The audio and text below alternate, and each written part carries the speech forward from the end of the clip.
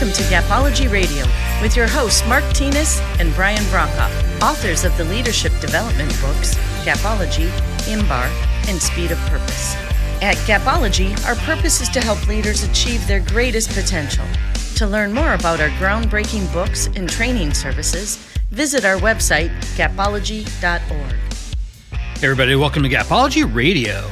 If you're just getting started with Gapology or have a new member on your team that you would like to get up to speed on everything Gapology, you have a couple of options.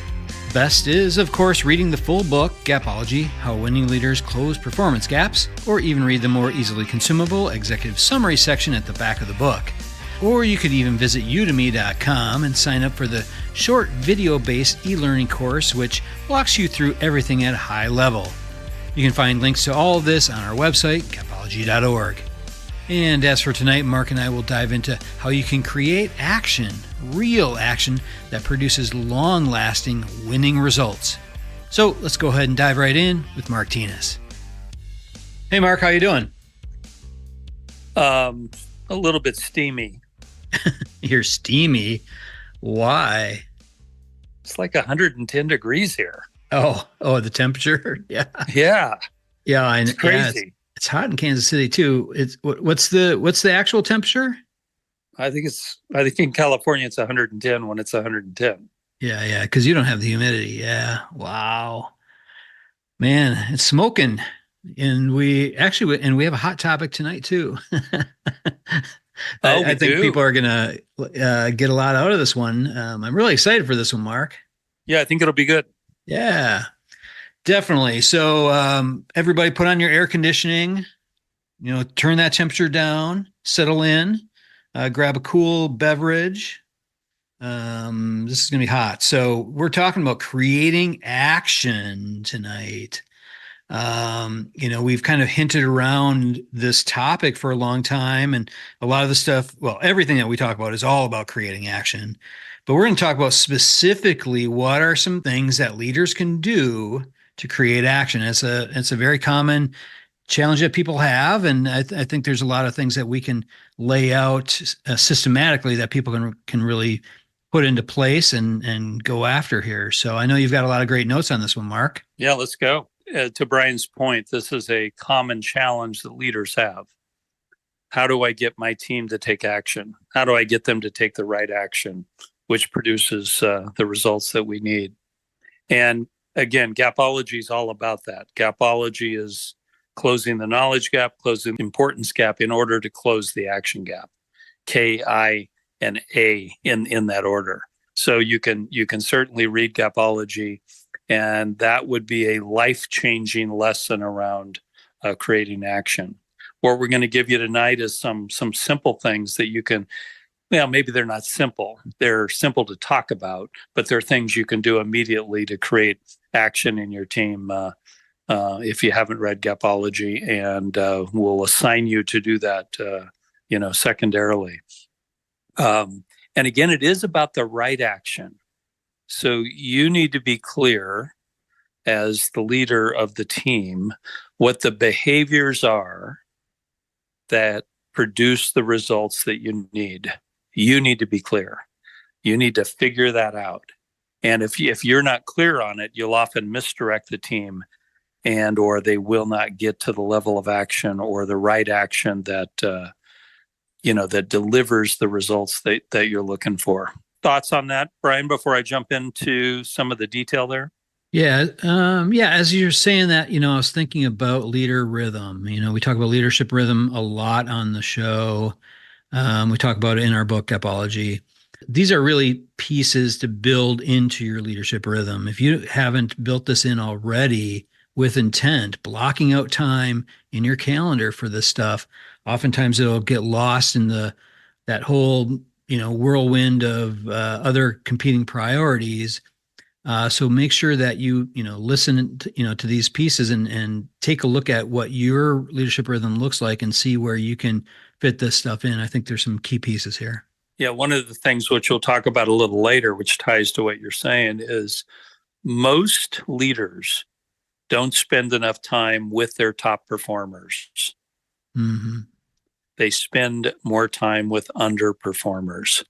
And because of that, they don't learn what they should learn and what they can spread from the top performers. Often leaders don't know what the top performers know. The top performers are often doing it every day and they just know more. They know how to do it. Yep. So when you talk about rhythm, one of the things leaders need to do is carve out time, significant time, to spend with the top performers. It not only allows them to feel valued, but it allows you to learn. Yeah, it reinforces and it recognizes those behaviors of those A-team players that are producing those results. It also demonstrates really what's expected, by recognizing those people.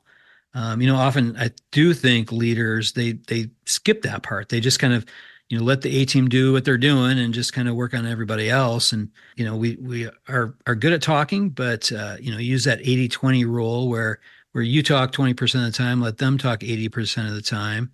And, your 20% is spent just asking great questions to get them to really think. Yeah, well said, well said. Hey, for anybody that hasn't read Gapology, when you hear us talk about the A team, the B team, and the C team, and we tend to not talk much about the B team, by the way, but what we're saying is the A team is the top 10% of performers, that outlier group on the top.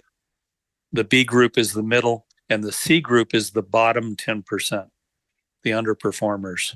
So we want you as a leader to always be in touch with what the A team is doing behaviorally and what the C team is doing behaviorally. You've got to know it. So that's what we're describing when we talk about A and C for whatever business you're in. All right. So when we talk about creating action, it's got to be the right action. So you as the leader have to understand what action you're looking for. What are the behaviors that equal the metrics that you need to deliver, that you're expecting to deliver? So you've got to tie those two together. The behavior and the metrics have to equal. They have to be the same. When you do this, you achieve this. So try and keep the metrics to a narrow number. We love 3. We view 5 as a maximum. But what are the metrics that equal, that are produced by the behaviors that you expect? And these become then the clear expectations that we talk about in Gapology. And that those are the expectations because that the behaviors, when executed, equal that metric. So if 95% is the number that's achieved when the behaviors are in place, then 95% becomes one of the key metrics that you're looking for. Does that make sense, Brian? Yep, absolutely. Yeah, and when you're looking at what are the KPIs that really matter, key performance indicators, if you don't use that term, that's a pretty common term in business, and those are the metrics that matter. And we've seen businesses with many, many KPIs that they're being tracked and held accountable to. So, keep that narrow, keep that 3 to 5, like Mark said. The ones that really matter, make those the most important. Yeah. So when I talk about the metrics, I'm talking about the KPIs that Brian references. Right. Key performance indicator. Whatever you call them, it's the measurement that you need to achieve the results you need. And you're clear that the behaviors you expect equal that. And again, that's where action comes in. Action is the behaviors that create that metric, that create that KPI. That's a big deal. So one of the things you've got to do is you've got to publish the metrics. You've got to publish the KPIs, ideally by person, again, and by team, however your organization divides up. We have found a number of organizations that are scared to do this. That's a mistake. Mm-hmm. You want to publish them and you want to rank them. You want the A team to be visible. You want the B team to be visible. You want the C team to be visible. It creates an energy and a behavior that drives results, to a higher level. So you got to publish the metrics. You got to publish the KPIs. And the other thing you've got to do is you've got to let the team know when the results, the metrics will be published. That affects the behavior and really impacts the results quite a bit. So if the team knew that every Monday a report was going to come out with their name on it that had the results, it would affect their behavior throughout the week in a positive way, especially if they're up for the job and have potential to be a top performer. Why do you think they're afraid to publish results if they're, especially if they're like a sales team? It's everybody gets a trophy kind of mentality. Yeah. We want everybody to win. Well, that doesn't work in a great organization. We haven't found that, to work. We've found that some of the bottom performers, the C players, can become A players in an environment where results matter, where the behaviors and the metrics are clear, and where we learn from the top performers how to get there. Mm-hmm. So it's just a mentality. Imagine a sports team without a scoreboard. Yeah. Yeah. It wouldn't be fun to watch the game, probably. No. And it might be less fun to play the game. What's the score, Brian? Yeah. Well, I don't know. That's not how it works in business. Business is about results. And again, some of you work for different types of businesses. It's still significant. We've worked with nonprofits that certainly needed to hit a number of donations to achieve their expectations, and the metrics and the behaviors matter, to achieve that. It doesn't just happen. We're not talking about being mean to anybody. We're just talking about putting up the scoreboard. Yeah, no, I can't even imagine somebody like Michael Jordan or Tom Brady or Michael Phelps, existing in a world where they're not measured, where they can't look up at that scoreboard or that time clock and see how they performed. I think if you want to create winning in your team, you have to track it. You have to post it. It has to be important. Yeah. Well said. One of the other keys there that we touched on briefly is that you have to have a rhythm around when the metrics are going to be published. So the team knows that they're going to come out weekly, monthly, quarterly, all of the above, however it works. I grew up in a retail environment where we published the results for the day. And that was the driving force for me. I loved that. Every day was so much fun. At 9:00 when we closed the doors, how'd we do? Who did what? Mm-hmm. We'd be high-fiving and talking about it. And it was so much fun. And it taught me that, results matter, and publishing the results matter, and they do affect the behavior of the team. Yep. I'm going to change topics a little bit here, Brian, if I can. Okay. So remote work is a complicating factor that many of you are dealing with. It is difficult to create action with a team that you're not physically with. So you need to take that into account. You need to be even better at what we're talking about tonight. And you need to ensure that the behaviors that you're looking for in that team are reflected in the metrics, so that you know that when you see the metric, you are seeing the behavior. Think about that for a minute.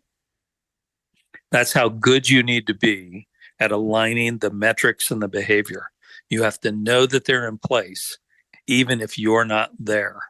And it calls for the publishing of the metrics on a rhythmic basis, even at a higher level, because it's the only way you're going to know if the behaviors are in place. And those of you that are excelling in remote work, you're doing a great job. You've likely figured out what we're discussing, but it is difficult, and it's a different world. and you need to fully understand gapology, ensure that the gaps do not exist in your team, and you've really got to tie the behaviors and the metrics together. Mm-hmm. Yeah, that's interesting, Mark. When the world kind of shifted a few years ago, and a lot of people started working from home, it really forced leaders to have to change their, first of all, their paradigm, how they saw everything, but it really has forced them to adjust their behaviors in a way that best fits for the remote individual, right? To help them improve and grow and perform at a high level, leaders have to do things differently. And for some of us that have been around a long time, it's maybe been a hard journey, but you have to continue to look at how you can improve in whatever environment that you're in, whatever setting you're in. Continue to look at how you improve. And what you said there, Mark, I thought was really good when you said you just need to be even better. I think that's really key. In a remote workforce, you just have to be better. Yeah. And you've got to really know the behaviors that equal the metrics. Mm-hmm. And when those tie together, it's a winning combination. So we talked earlier about the A team. And again, that's the top 10%. We've found a significant gap in most organizations where the leaders don't spend enough time with the A team. We already mentioned that. But it's a big deal. We may be speaking to you. So when you go spend time with the A team, plan on observing, plan on learning. Sort of put your hat on backwards. Play a different role as leader. Ensure that you're clear on what the behaviors look like that are achieving that number that is quite a bit better than yours. Understand that in an ABC scenario, 10%, 80%, 10%, that the A team is outperforming you, the leader. Their number's quite a bit better than yours. So understand that and go figure it out. One of the things we found, again, let's say that the metric expectation is 95.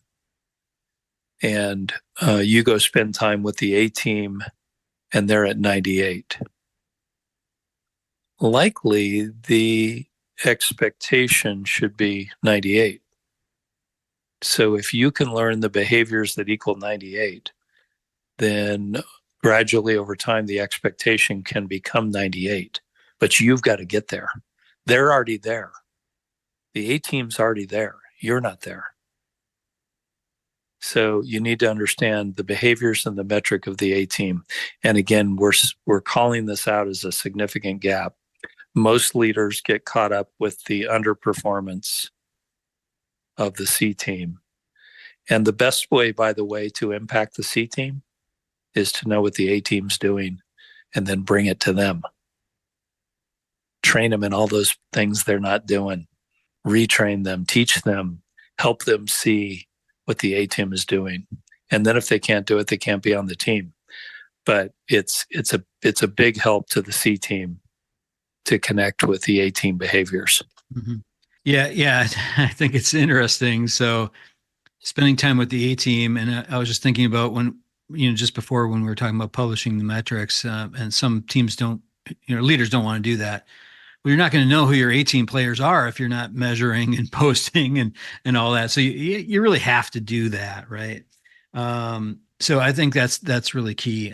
Those A players, they're the ones who are going to point you in the direction to move forward, move up.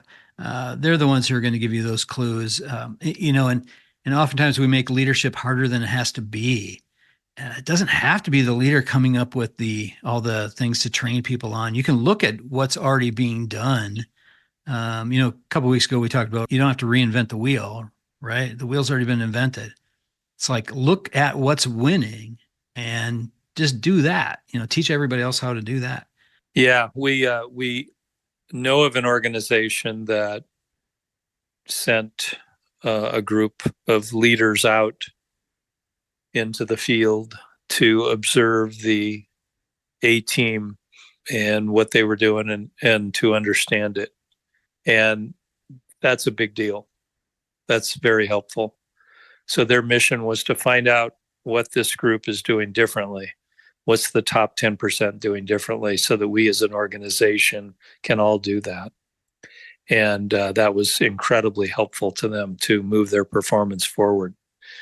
Once you know that, once you know the A-team behaviors, you want to spread them to the entire organization via the habit ladder. What page is that on in Gapology, Brian? It's on 46 in Gapology. 46. So the habit ladder's a very popular topic that's in Gapology, and it's how you create habit, in specific behaviors. It's a methodology for creating habit. And so if you were clear on what the A team was doing differently, you'd want to create an organization that had that as habit, and you would use the habit ladder, and that would be of great significance. And we've had probably some of the greatest successes of Gapology have come through the habit ladder. So the habit ladder works. It's pretty flawless. And if you're not familiar with it, add it to your toolbox. But it is a way of creating action, a way of creating the right action, and a way of spreading that through the organization. Yeah, I would also say, if you're not familiar with the habit ladder, we've talked about it several times on the podcast. Just take a look at our catalog of podcasts, and we've got lots of content on that. So you can definitely do that if you don't have the book yet. But if you can, definitely pick up the book. We've got a lot of good stuff in there on that. One thing I wanted to say that kind of dawned on me as well, Mark, is if you are leading a team that just is a chronic B playing team, if you're looking at your scorecard every week and you're like, "Wow, I'm always in the middle of the pack," it's a great opportunity for you to say, "You know what? I want to do something different." And just take it upon yourselves and go visit those A players. Look at the top of the ranker and just go visit some of those people, talk to them, pick up the phone, do whatever you can to interview some of those people. Even if your boss isn't telling you, "Hey, I want you to do this," take it upon yourself to move to the A by learning from some of those A players. Well said. A couple of best methods then to apply to this. So not in any order, but the first one I'll mention is that you as the leader need to ensure that you model a behavior that's equal to that metric as well. It's very helpful when you can model the behavior you're looking for. If you're, touring the organization and don't model a behavior for others, it can have a damaging effect, and we've seen that happen. So try and learn to model the behavior that you're looking for. Secondly, and again, not less important, celebrate the behavior and the metrics. Celebrate that top 10%. And make a big deal out of it and make that ongoing, because that is truly driving the organization and driving the results of the organization. Next, I would try and find a group of mentors, top performers, A players, who want to and who are skilled at or can be taught to be skilled at mentoring others. And one of the ways to eliminate the C group, the group that's currently C, would be to assign an A mentor to them. Make it that A player's mission to help somebody else, from the bottom up, a helping hand. It can be pretty significant. It can also be an incredible team building, positive experience. And we've found that a lot of the C players are not really C players. They just don't know what the A's doing. And once they connect with that, they can often rocket up to A. It's harder to move often the B group than the C group. Mm-hmm. So think about that. And then we've seen recently in a number of organizations where they've created trainers who train, for example, Gapology. or train the behaviors that you're looking for, and literally travel around and work with the teams as trainers of the behaviors that you're looking for. That's their job. That can be significant depending on the business that you're in. So those are the best methods we've, learned and experienced in terms of creating action, to drive the metrics to the level that you're looking for by clearly driving the behaviors that deliver them. Yeah, Mark, I love that. First of all, the trainers and the mentorship element, I think that is key. First of all, if you can leverage that A team to do that, like you said, I think that's a great way to number one, reinforce it for them, for those A players, reinforce it, recognize them, and so forth. It gives them a chance to kind of stand out, which I think helps with keeping their engagement level high. And then in addition, I was thinking this whole celebration thing you mentioned, that is really key, celebrating the top performers, celebrating not just their results, but the behaviors that drove those results. I think that's key, calling that stuff out, and then using your scorecard, with the bottom performers. You certainly don't want to, call them out necessarily in front of a large group or whatever. That's your time to privately coach them. If you're not measuring, if you're not posting, if you're not measuring that stuff, it's hard to really provide that coaching, the direction and support that those underperformers need. You need to do that, in private coaching sessions, I'd say. But, lots of good stuff here, Mark. We gave everybody a lot of tips with this one. If you have questions, feel free to reach out to us either through social media, or you can email us at contact@gapology.org. That's contact@gapology.org. Feel free to shoot us an email. We'd love to chat with you on some of this stuff as well. Great, Brian. Thank you very much. Yep. All right. And I think that's a great place to leave it. Everybody have a wonderful week. Thanks, everybody. Yep. Talk to you later, Mark. Talk to you soon. Okay. Bye. All right, that'll do it from here. For more information on Gapology, head on over to our website, gapology.org. Everyone have a fantastic week. We'll talk to you soon. This has been a Gapology Institute production. Visit us at gapology.org.